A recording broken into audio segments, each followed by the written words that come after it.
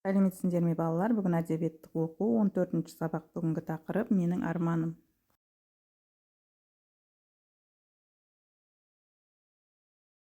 Бүгінгі сабақта өлеңді мәнерлеп оқисың, тірек сөздерді пайдаланып өз ойыңды жеткізесің.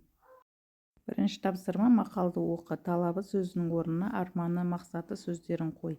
Не түсінгеніңді айт. Талабы жоқ жас ұлан қанатсыз құс. Арманы жоқ жас ұлан қанатсыз құс. Мақсаты жоқ жас ұлан қанатсыз құс. Адамда арман, мақсат, талап болмаса, ол алға жылжымайды. Өмірде жетістікке жетпейді. Құс қанатсыз ұша алмайтыны сияқты, адам да арман, мақсатсыз өмір сүре алмайды екен. Екінші тапсырма: өлеңді түсініп оқы. Баспалдақ. Баспалдақ, баспалдақ, барады аспандап, өрлейді, өрлейді, әлсіздер терлейді. Әжетай сен түгіл, қаламмен ентігіп. Атамның амалы, тұрады демалып.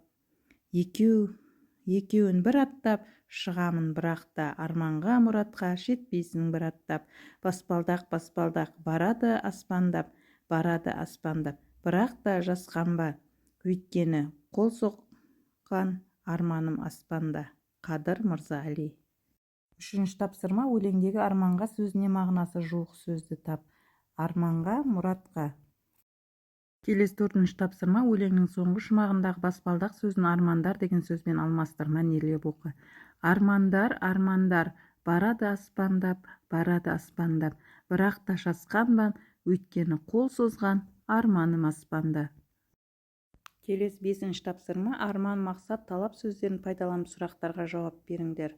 Бірінші: сенің арманың не? Менің арманым білімді болып, жақсы маман иесі болу.